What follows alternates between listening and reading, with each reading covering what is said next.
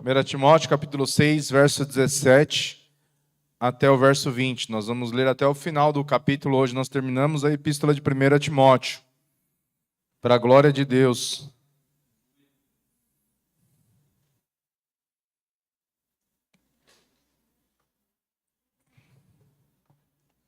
Deus é bom. Deus é bom o tempo todo. Amém. 6, 17 até o 21. Ensine os ricos deste mundo que não se orgulhem nem confiem em seu dinheiro, que é incerto. Sua confiança deve estar em Deus, que provê ricamente de tudo de que necessitamos para a nossa satisfação. Diga-lhes que usem seu dinheiro para fazer o bem. Devem ser ricos em boas obras e generosos com os necessitados, sempre prontos a repartir. Desse modo, acumularão tesouros para si, como um alicerce firme para o futuro, a fim de experimentarem a verdadeira vida. Timóteo, guarda aquilo que Deus confiou. Evite discussões profanas e tolos com aqueles que se opõem a você com suposto conhecimento. Alguns se desviaram da fé por seguirem essas tolices. Que a graça de Deus esteja com vocês. Amém? Hoje é o encerramento da série em 1 Timóteo, a epístola de Paulo a Timóteo. Então, só para a gente poder fazer um resumo, qual que era o objetivo de Paulo ao escrever uma carta endereçada a Timóteo? Essa carta, ela era endereçada somente a Timóteo? Não, era uma carta pública. Era uma carta que ela tinha o objetivo de ser lida na igreja.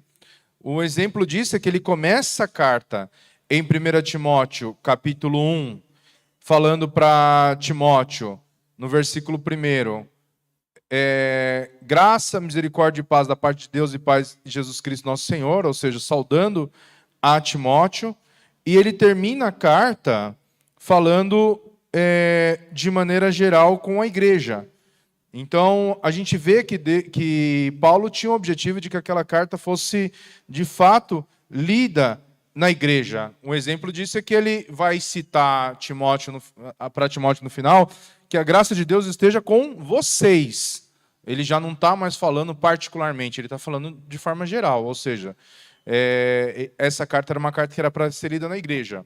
Então, dentre as verdades fundamentais contidas na carta, a gente vê que é uma instrução de Paulo para combater alguns problemas que estavam acontecendo na igreja de Éfeso. E dentre esses problemas, havia uma oposição aos falsos mestres. Então ele fala sobre a falsa doutrina que havia entrado na igreja, sobre os legalistas que afastavam as pessoas do verdadeiro evangelho, que o culto e a autoridade da igreja também deveriam ser cuidadosamente ordenadas, ou seja, a igreja tinha regras estabelecidas que deveriam ser seguidas. Os grupos dentro da igreja tinham necessidades especiais, ou seja, como você deveria tratar os mais velhos, os mais novos, as mulheres, as viúvas, os líderes, os anciãos da igreja. E aí ele termina a carta falando sobre o amor ao dinheiro que não deve ter lugar no ministério, dentro do ministério. E aí a gente vai ver vários pontos que foram tratados aqui durante esses dias, que duraram a série em Timóteo, e Timóteo termina aqui fazendo uma última recomendação Paulo termina fazendo uma última recomendação a Timóteo. Nos versículos anteriores, Paulo está dizendo àqueles que têm o desejo de ser rico, dizendo para que eles guardem o coração deles desse desejo que muitas vezes poderia se tornar algo pecaminoso, que podia causar a eles destruição e ruína. Já no final, ele está exortando aqueles que haviam alcançado esse objetivo. Ele não está falando mais daqueles que desejavam ser ricos, mas ele está falando sobre aqueles que eram de fato ricos. Nos versículos anteriores, quando a gente falou sobre riquezas, nós falamos sobre alguns tipos de riqueza que não eram necessariamente riquezas materiais. Ontem eu estava conversando com a Nicole e a gente teve a oportunidade de ir numa festa que tinha muita gente abastada, né? E a gente estava na festa e tinha uma moça que ela tem a mesma idade que a Nicole, mesma idade que a gente conhece ela já há muito tempo, há mais de 20 anos, né, que eu conheço essa moça, e ela não é da família, mas ela é uma pessoa próxima, muito próxima à família, né? E tinha um carro, e o melhor carro do lugar era o carro dela. Era um Mustang elétrico, bem bonito. Parecia a Ferrari puro sangue. Bem bonito, um Mustang bem legal o carro. E eu fiquei observando aquele carro, sim, com muita admiração. A gente que trabalha com carro gosta de carro, né? E eu falei, um Mustang elétrico vermelho, bem bonito o carro. E essa moça, ela está com quase, deve estar ali por volta de 40 e poucos anos. Hã? Por volta de 40 e poucos anos, e ela está grávida do primeiro filho e vai ter um casal de gêmeos. Tentou ter filhos por um tempo, fez o tratamento e agora ela está grávida. Durante esses 20 anos mais de 20 anos que a gente conhece essa moça, ela, na vida dela, ela priorizou a carreira dela. Ela se tornou uma executiva, ela não era uma pessoa abastada, não era uma pessoa que vinha de uma família rica, uma pessoa comum, né? Digamos, não era uma pessoa que o pai e a mãe tinham muitas posses. A mãe é uma pessoa simples, o pai também uma pessoa simples, e ela priorizou a carreira dela e conseguiu alcançar um status de ser uma executiva de uma grande montadora, e conseguiu esse status, né? Você olha, tipo, você fala, pô, que legal. E ela estava com um carro que era o carro mais legal do rolê, né? Mais legal que tinha ali, e tinham muitos carros bons, mas aquele carro em específico ele chamava atenção. Gente que tinha até muito mais dinheiro que ela, muito mais dinheiro que ela, mas o carro dela era um símbolo de status. A gente olha o carro, e para muitas pessoas o carro é um símbolo de status. Não reflete diretamente que aquela pessoa ela é rica ou não, mas é um símbolo de status. E essa moça ela está grávida de 5 meses. E ela vai ter um casal de gêmeos, uma pessoa muito, muito simpática. Não é nenhuma crítica que eu vou fazer, nem nada.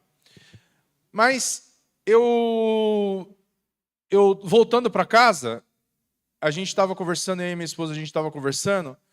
Eu falei, pô, você viu a fulana, a moça, né? Ela tem mais ou menos a nossa idade, e ela vai ter o primeiro filho agora, né? De cara veio um casal de gêmeos, né? Mas a primeira gestação agora, né? E eu pensei assim, poxa, tudo são escolhas, né? Quando eu conheci a Nicole, a gente começou a namorar, e logo nos primeiros anos do nosso casamento, a gente decidiu ter um filho. E aí, logo em seguida, veio o segundo filho. Durante esses 20 e poucos anos que eu e a Nicole nós estamos juntos, o Daniel já está com 17 anos, uma das melhores escolhas que eu fiz na minha vida foi ter meus filhos. E isso é mais do que qualquer dinheiro que eu pudesse ter juntado durante esses 17 anos. Isso, para mim, é uma riqueza que eu tenho orgulho. A minha família é uma riqueza que eu tenho orgulho. Eu tenho muito orgulho de ter os filhos que eu tenho, a família que eu tenho. E isso é uma expressão da graça de Deus. Só que quando a gente fala de riqueza aqui, o que Paulo está falando é justamente da riqueza material. Não são os ricos de saúde, os ricos de amigos, os ricos de família, os ricos de tudo aquilo que o dinheiro não pode comprar, que é o que a gente, de fato, deveria ter como prioridade na nossa vida, né? Que são as riquezas que realmente fazem sentido. As grandes riquezas, o dinheiro não compra, né? A saúde... Eu estava conversando ontem, acho que até bem... Nossa, um exemplo assim bem cabível. Tem uma pessoa também que a gente é desse círculo de relacionamento, que a gente se encontra sempre nas festas. Então, quando tem festa, a gente não é próximo dessa pessoa, mas é um familiar das pessoas que a gente convive ali, da família da Nicole. E ele não é parente direto da Nicole, mas ele é próximo da família, e toda vez a gente vê um cara excepcional, assim, uma pessoa assim absurdamente simpática, sempre foi muito cortês, muito cordial, sempre tivemos bons papos, assim, uma pessoa sempre muito legal. E o cara é um anestesista do Einstein, muito bem de vida. O cara é anestesista do melhor hospital de São Paulo, o Albert Einstein. Então, quem sabe um pouco sobre esse mercado, né, de médico, o cara, ele é anestesista, ele já é um especialista, já ganha muito bem. Um anestesista do Einstein ganha muito melhor. E há um ano atrás, ele falou que ele teve um câncer de próstata e teve que operar. Aí, do câncer de próstata, ele teve uma hérnia. Estourou uma hérnia. Aí ele teve que operar a hérnia. E onde que ele operou a hérnia? Onde ele operou? Não é no umbigo, no hospital mesmo. Qual hospital? No Einstein. E o cara, um anestesista extremamente experiente. Com quem você acha que ele operou? Com os melhores médicos que tinham no Einstein. E o que aconteceu? A cirurgia deu problema. Deu errado a cirurgia. Abriu a cirurgia toda. Ele está usando uma cinta, teve que fazer uma nova cirurgia. Ou seja, uma coisa que era simples, que teoricamente, qualquer hospital tem estrutura para fazer, qualquer cirurgião conseguiria fazer um procedimento, e você nem precisa ter dinheiro para isso.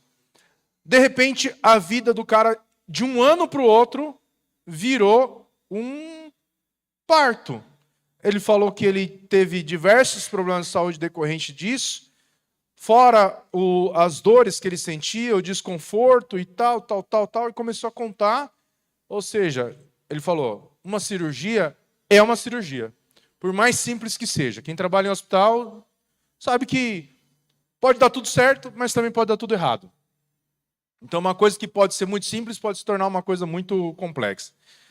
E na minha vida e na vida da Nicole, muitas vezes a gente teve muitas dificuldades financeiras. Muitas dificuldades, diversas vezes. E às vezes a gente ficava se perguntando, falava assim, meu Deus, quando tudo isso vai passar? Tipo, que eu não vou ter uma preocupação que seja financeira. Aí você olha os outros tipos de problema que podem existir, que não sejam problemas financeiros. Como muitas vezes a gente vê pessoas internadas, depressão, drogas, filhos rebeldes, falta de estrutura familiar, casamentos sendo destruídos, ou seja, tem muitos outros problemas que são muito piores do que um problema financeiro. Pergunte para um homem que é rico se ele não daria todo o seu dinheiro para ter um filho liberto das drogas. Pergunte.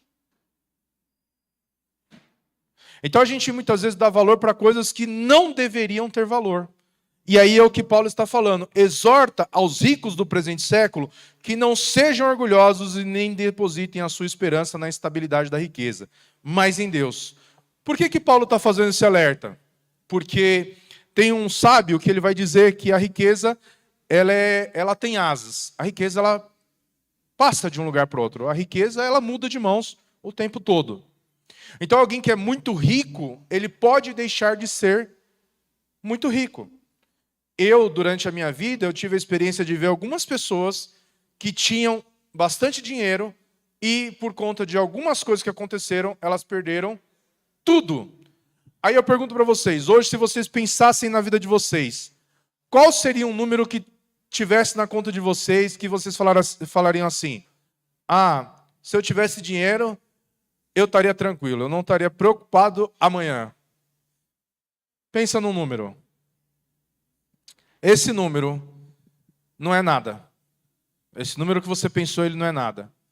Eu conheci pessoas que elas tinham muito dinheiro e em menos de 2 anos elas perderam tudo. Tudo. E não só esse exemplo, esses dias aconteceu um fato que aí vai dar para ilustrar para vocês o que é o dinheiro para muitas pessoas. Tem um funcionário meu que ele trabalha à noite na garagem. E esse cara ele é muito seguro em relação às finanças dele. Ele junta dinheiro. Ele comprou um carro zero à vista. Ele sacou o dinheiro e foi na concessionária comprar o carro. Não queriam vender o carro para ele porque ele estava com dinheiro. Não queriam vender o carro para ele. Ele sacou o dinheiro e foi comprar o carro. Um carro de mais de 100 mil reais. E esse cara tinha dinheiro por uma vida de disciplina, por não gastar mais do que ganha, tal. E ele ficou com, ainda mesmo tendo comprado o carro, ele ficou com um valor na conta, que era aproximadamente 40 mil. E sabe o que ele faz durante a madrugada, toda noite? O que ele faz, André? Ele fica entrando no aplicativo do banco para ver o número da conta. O tempo todo. O tempo todo. Ele abre o aplicativo para ver o quanto de dinheiro tem na conta. O tempo todo. De repente, o banco, eu não vou falar o nome do banco para não ofender algumas pessoas aqui, mas é aquele banco que vocês sabem. Que tem gente aqui que é, né? O banco passou por uma instabilidade. Passou por uma instabilidade momentânea. Ele não conseguia acessar a conta. Alguns minutos sem conseguir acessar a conta. Quando ele conseguiu acessar a conta, ainda na madrugada, isso das 10 horas até 1 hora da manhã, não tinha R$1 na conta dele. Transferiram todo o dinheiro da conta dele, ainda fizeram um empréstimo de 12 mil reais e transferiram também. Só que todo mundo que tem dinheiro no banco sabe que para você fazer uma transferência de mais de R$1.000 à noite, você não consegue. Você não consegue. E limparam a conta dele. O cara estava desesperado. No outro dia ele não foi nem trabalhar. Completamente desnorteado. Ele saiu de manhã do estacionamento e foi direto para o banco. Ou seja, para muitas pessoas o dinheiro ele é segurança. Ele traz uma segurança. Mas é uma segurança semelhante a um teto de palha. Qualquer vento pode levar. E o que o apóstolo Paulo está dizendo? Que os ricos eles não devem ser orgulhosos e nem depositar a sua esperança na estabilidade da riqueza, mas em Deus. Por quê? Porque a riqueza ela pode ser tirada a qualquer momento. Olha só o que vai dizer Lucas. E aí ele vai falar a respeito do que deve ser o motivo pelo qual nós devemos nos apegar. No que nós devemos nos apegar? Lá tem um homem que ele é muito rico. De repente, naquele ano, a colheita dele foi muito boa, uma colheita muito próspera. Foi tão próspera que ele não tinha celeiro para ajuntar todo aquele tesouro, tudo aquilo que ele havia adquirido. Ele falou, vou destruir esse celeiro e vou construir um celeiro maior ainda. Imagina você que a gente tivesse uma igreja num terreno que é um terreno de 2.000 metros, mas a igreja está construída em 800 metros. Qual que é o óbvio se você vê que você precisa ampliar a igreja? Não dá para você fazer puxadinho. Você fala, põe no chão, a gente constrói uma maior, que é óbvio. E qualquer pessoa que tem muito dinheiro, para ele é uma conclusão óbvia que, muitas vezes, ele pensando em um investimento maior, ele se desfasta de um investimento menor. Então, tem um objetivo maior. Qualquer pessoa que ela tem dinheiro, ela pensa sempre em ganhar mais. Então, para um rico, isso é natural. E aquele homem rico, ele pensa exatamente nisso. Então, se eu construir um celeiro maior, eu vou poder ajuntar mais trigo, mais grão, eu vou poder encher mais os meus celeiros. Aí, o que ele faz? Ele constrói um celeiro maior. Aí ele se orgulha tanto daquilo que ele fez, que ele olha e fala assim, agora eu não preciso mais trabalhar para o resto da minha vida. Né? Mesma coisa. Hoje eu posso parar de trabalhar a hora que eu quiser. Eu tenho dinheiro para viver até o resto da minha vida. Mas eu preciso morrer amanhã até meio-dia. Se demorar mais, já começa a complicar. Não é, pastor Ricardo? Hã? Se Se eu viver até amanhã, meio-dia, o dinheiro dá. Então eu tenho que trabalhar. E aquele homem, provavelmente, ele pensava que ele tinha muito mais vida pela frente. Aí Jesus chama esse homem do quê? De um homem sábio? De um homem cauteloso? De um homem próspero? De um homem inteligente? Sabe o que Jesus vai dizer que aquele homem é? Vocês querem a palavra bonita ou a palavra feia? Chama ele de idiota. Ah, você é burro, você é idiota. Você é um tolo. Porque se hoje eu te pedir a sua alma, tudo que você tem preparado para quem será? Você pensou num número na sua cabeça aí, quando a gente falou sobre riqueza. E aí outro dia eu vi um experimento social, a pessoa chega para outra pessoa e fala assim, você gostaria de ganhar 10 milhões de reais hoje? Gostaria? Tudo bem, mas tem apenas uma condição. Qual que é a condição? Você morre amanhã. Você ganha 10 milhões hoje, mas você morre amanhã. Alguém aceitaria? Aí, obviamente eu não sou coach, então não vou fazer o que o pastor Ricardo faria, que ele é melhor que eu nisso, né? Mas a conclusão óbvia é, então quer dizer que você estar vivo amanhã é mais importante do que 10 milhões de reais hoje? Então essa é a conclusão. Então, aí o que ele vai falar? Ele fala assim, então por que você acorda brigando, acorda de cara feia, acorda reclamando de ter que trabalhar, se o simples fato de você estar vivo já é algo pelo qual você deveria agradecer?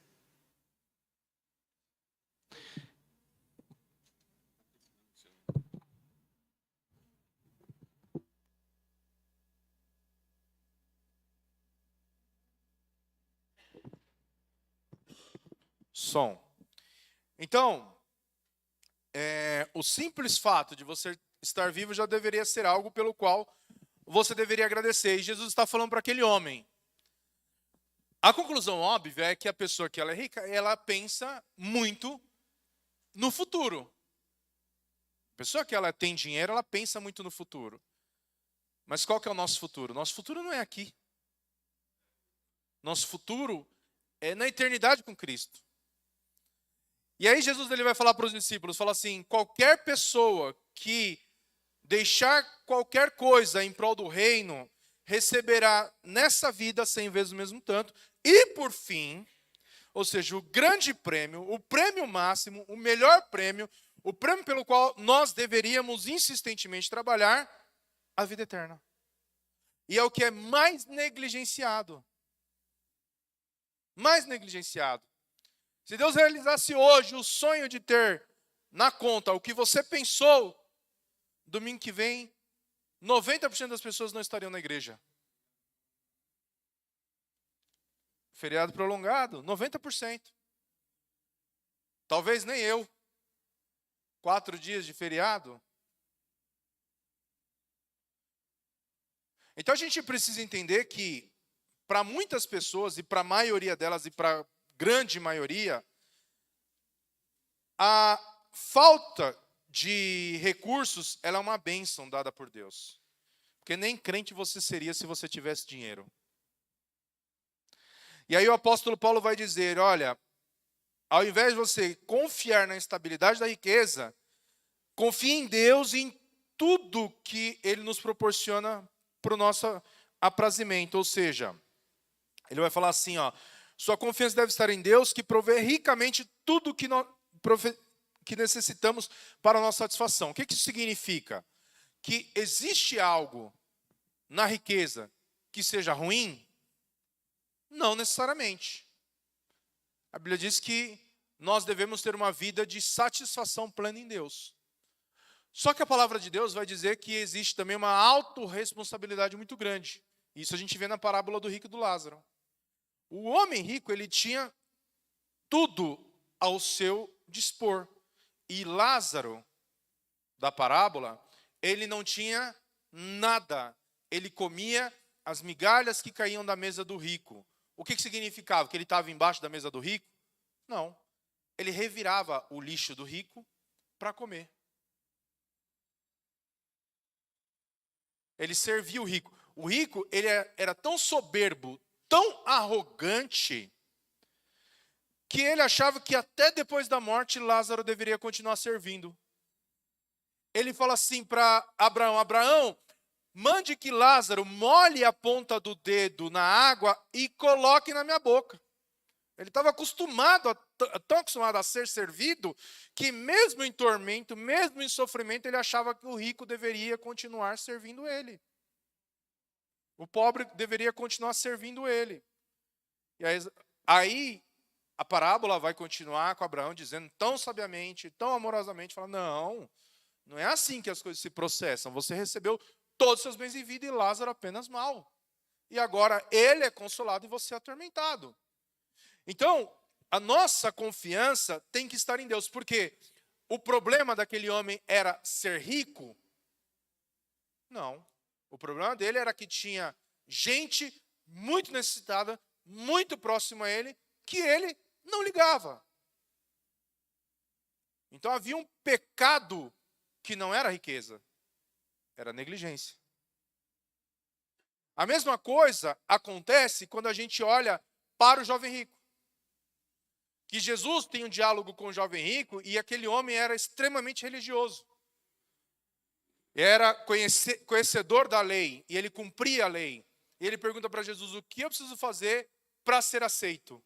E Jesus fala assim: olha, você não conhece os mandamentos? Obviamente Jesus sabia com quem estava falando.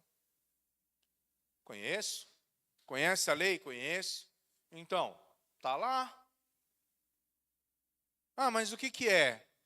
Amar a Deus sobre todas as coisas, ao próximo como a ti mesmo. Não furtarás, não dirás falso testemunho, não cobiçarás a mulher do próximo. Ele falou, tudo isso eu tenho feito. Mas ele ainda não se sentia aceito. Ele fala assim, e o que mais? Sempre, sempre, sempre, sempre vai ter o que mais. A gente sempre vai ter algo que a gente precisa mudar para que a gente seja aceito. Nunca nós seremos aceitos por Deus pelas nossas obras. Aquele homem jamais poderia ser aceito por Deus pelas obras dele. Mas Jesus dá mais um último indicativo. Fala assim, vai, vende tudo que você tem, dá aos pobres e depois segue-me. Ou seja, o que impedia aquele homem de chegar ao segue-me? O problema é que aquele homem ele não tinha condições de seguir a Jesus, porque ele estava preso às riquezas materiais. Jesus, ele se relacionou com muitos homens ricos na Bíblia. A gente vê José de Arimateia, era rico. O Zaqueu era rico. Os publicanos eram ricos. E outras pessoas também do grupo de Jesus eram abastados. Mas a palavra de Deus diz que onde está o seu coração, ali também está o seu tesouro. E o coração daquele homem estava nas riquezas. E aquele homem se afasta com muita tristeza no coração. Então, o que o apóstolo Paulo está falando? Que ao invés daquelas pessoas, elas buscarem a segurança, a falsa segurança da riqueza, um dos homens mais ricos e prósperos de toda a Bíblia Sagrada, que é Jó, perdeu tudo em questão de dias. Quando a gente fala tudo, ele perdeu absolutamente tudo. Ele perdeu riqueza, propriedades, saúde, filhos, honra, amigos, perdeu tudo. Aquele homem ele era tão rico que quando ele começava a falar, todo mundo parava para ouvi-lo. Quando ele entrava na cidade, as pessoas se levantavam porque Jó estava entrando na cidade, estava passando na cidade. Era um homem que ele era muito honrado. E ele perdeu tudo. Ficou numa situação de mendicância. E ele vai falar, então o que vocês têm que fazer? Os que são ricos, pratiquem o bem. Aí ele usa um jogo de palavras dizendo assim, olha, usem seu dinheiro para fazer o bem. Vocês devem ser ricos em boas obras e generosos com os necessitados, sempre prontos a repartir. O que demonstra a riqueza não é o quanto você adquire, mas o quanto você doa. Os grandes ricos, os grandes afortunados, eles são também grandes doadores. E eu estava conversando com a Júlia e com o Dani essa semana e com a Nicole, e a gente estava falando a respeito de uma pessoa que é próxima, que é um tio da Nicole, e falando para eles o quanto essa pessoa ela nos abençoa em momentos da nossa vida. Como a gente tinha falado, eu fiz uma escolha. Alguém que já jogou o jogo da vida? Aquele de tabuleiro? E o jogo da vida, muitas vezes, você vê lá que logo no começo do jogo você tem que fazer uma escolha. Né? E as escolhas que você faz diretamente vão refletir no final do jogo. Então, por exemplo, se você escolhe fazer a faculdade, você vai ficar mais pobre naquele momento que você está investindo. Mas depois você consegue acumular mais dinheiro do que quem escolheu o caminho do trabalho, por exemplo. Então são escolhas. Eu escolhi ter filhos cedo. E por ter filhos cedo, eu não consegui fazer muita coisa que eu poderia ter feito se eu tivesse priorizado minha carreira. Ganhava bem. Mas ter filhos não é algo barato. São escolhas. E aí, nesse contexto, quando a gente casou, a gente tinha muita necessidade. A gente passou muita privação.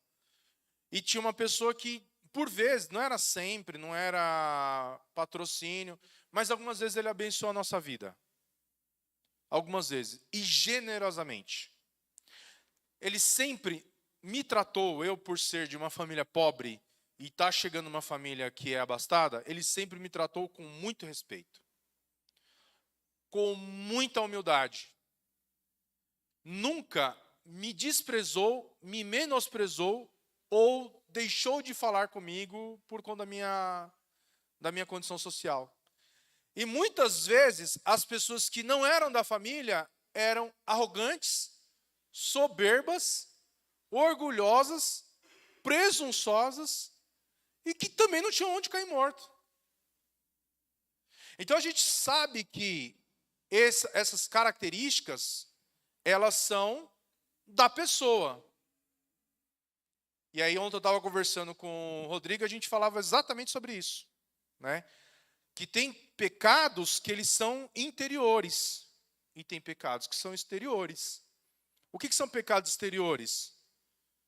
Fumar, beber, se drogar, prostituição, né, lascívia. Tem muitos pecados que são exteriores, eles se manifestam de forma exterior. Agora tem pecados que são interiores. O que são pecados interiores?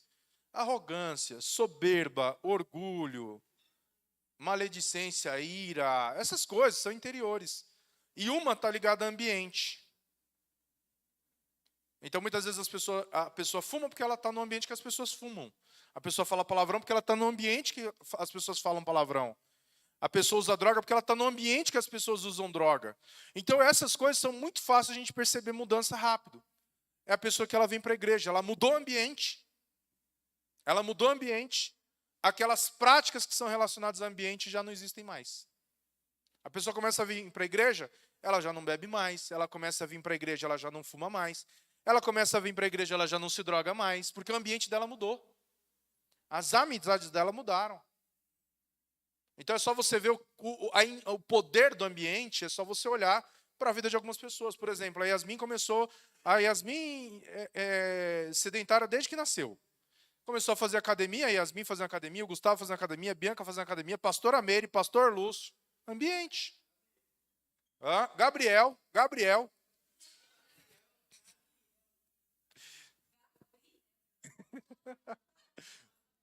Ambiente. O ambiente molda as pessoas. Agora tem coisas que é interior. A pessoa arrogante, a pessoa soberba, a pessoa orgulhosa, a pessoa iracunda. Isso é interior. O ambiente não vai mudar isso. Aí precisa da ação do Espírito na sua vida. Aí é Jesus entrando e te limpando. Só que a forma que Deus tem para lidar com essas circunstâncias, muitas vezes, ela é extremamente pedagógica. Deus tem como trabalhar na vida do arrogante e do soberbo. Como que é? Humilhando ele. Deus tem como trabalhar na vida da pessoa que ela é orgulhosa. Então, a forma como Deus trabalha para alcançar o objetivo nas nossas vidas, ela tem uma finalidade, que é nos transformar à forma dele. Deus quer limpar você. E o meio pelo qual Deus vai usar talvez não seja o meio que lhe agrade. Mas Deus vai limpar. Deus tem como trabalhar. Olha só o que Deus fez com Nabucodonosor. Nabucodonosor havia alcançado um status que era ele na terra e ele na terra.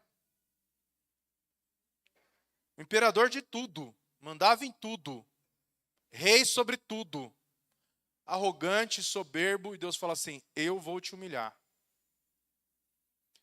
Fez o homem virar bicho, literalmente, morar numa floresta, comer capim e ser humilhado de um jeito que nem ninguém na terra podia tirar o cara daquela situação.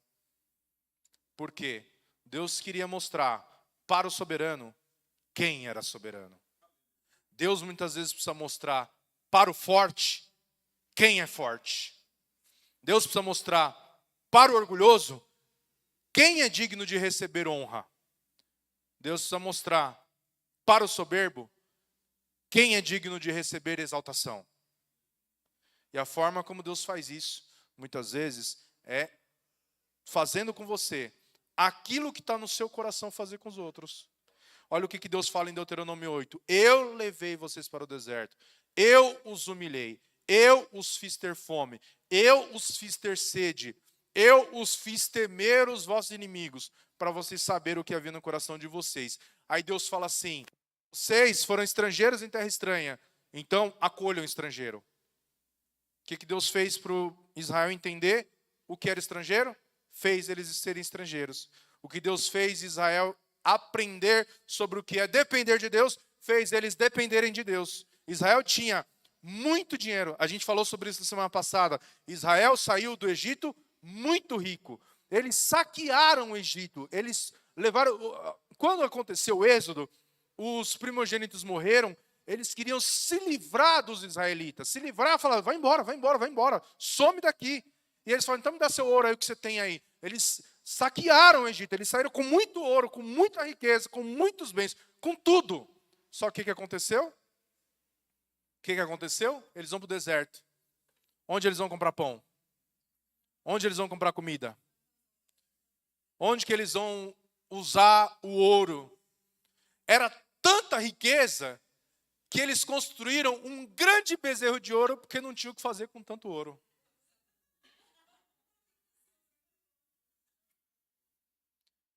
Então, eles não saíram pobres do Egito, eles saíram muito ricos.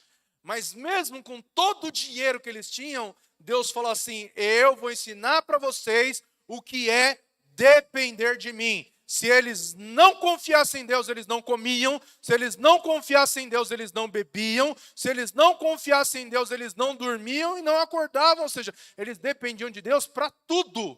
Para ficar parado num lugar, Deus tinha que falar. Para sair do lugar, Deus tinha que falar. Para comer, Deus tinha que mandar. Para beber, Deus tinha que mandar. Não tinha nem roupa para costurar no corpo. Se Deus não fizesse a roupa crescer no corpo deles, eles iam acabar a jornada no deserto pelado. E quanto tempo durou isso? Quanto tempo durou isso? Quanto tempo durou isso? Agora vem o segredo.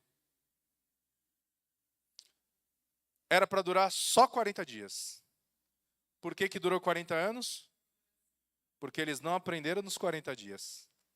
A sua prova vai durar o tempo necessário para que você aprenda.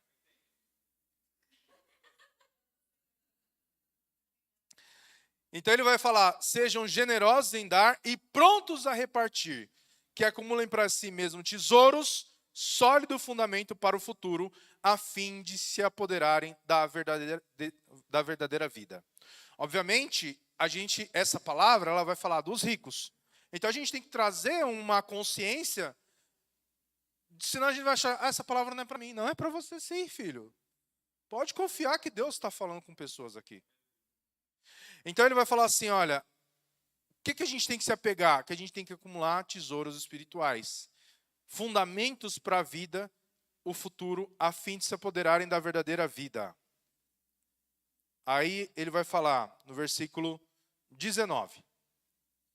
Desse modo, acumularão tesouros para si, como um alicerce firme para o futuro, a fim de experimentarem a verdadeira vida. Para que nós não sejamos aquela pessoa que é rico e não tem nada além de dinheiro. Muitas pessoas são tão pobres que elas não têm nada além de dinheiro. Eu conheço a família da Nicole há mais de 20 anos. A gente está junto já há mais de 20 anos. Hoje, algumas pessoas que muitas vezes me olhavam de cima para baixo, hoje me respeitam. Mas não é porque eu adquiri o respeito, porque eu fiz alguma coisa boa ou ruim para eles. Simplesmente porque eles acham que eu venci aquela linha da pobreza que eu estava. Só por isso. Então, você quer respeito? Muda o status que você está. Aí as pessoas vão te respeitar. E uma vez, eu passei por uma situação de muita humilhação. Extrema humilhação. Eu fui muito humilhado. Humilhado no nível que eu chorei muito. E nesse dia que eu chorei muito, Deus falou assim para mim, isso que você está passando hoje é porque, olha só, eu era um menino, tinha meus 21 anos, estava num emprego que eu me considerava, olha só, a cabeça da pessoa, eu me considerava melhor do que todas as pessoas que estavam acima de mim. E mesmo assim, eu era o último da fila ali, e sendo humilhado por todo tipo de gente. Por chefe, que eu não admirava, não via como uma pessoa competente. Por artista. Por todo tipo de gente que você puder imaginar. E um dia Deus falou assim para mim, um dia eu vou te colocar numa posição de destaque. E isso é para que você não faça com as pessoas o que fazem com você hoje. Deus tratou o meu orgulho, a minha soberba, há muito tempo. Há muito tempo. Então, o dinheiro, ele não vai mudar você, mas ele vai revelar o que tem no seu coração. Que Deus possa trabalhar na sua vida, de uma forma que você entenda de forma muito rápida, que você precisa ser mudado e moldado por Deus. Porque senão, Ele vai usar os meios e os recursos necessários para que você seja feito à imagem e semelhança dEle. Nem que para isso Ele tenha que te quebrar, como Ele fez com o vaso lá em Jeremias 18. Eu posso fazer isso ou não? Olha o que Jeremias concluiu. Senhor, Tu é o oleiro. O Senhor decide o que fazer com o barro, não o barro.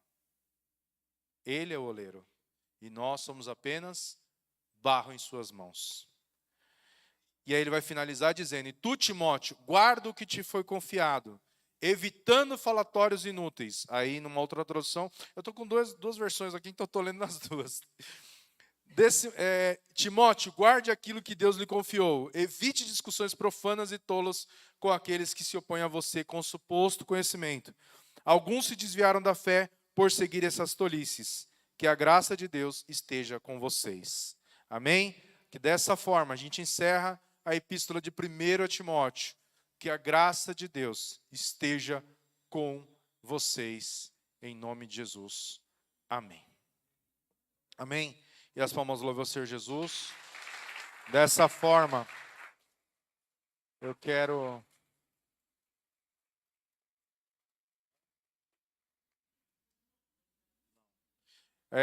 eu quero pedir para o pastor André falar, orar por nós, dando encerramento a essa série. E no próximo domingo, nós teremos uma mensagem de Páscoa com o nosso aniversariante, não aniversariante do mês, reverendíssimo apóstolo querubim serafim ungido, André Henning. Amém? Glória a Deus.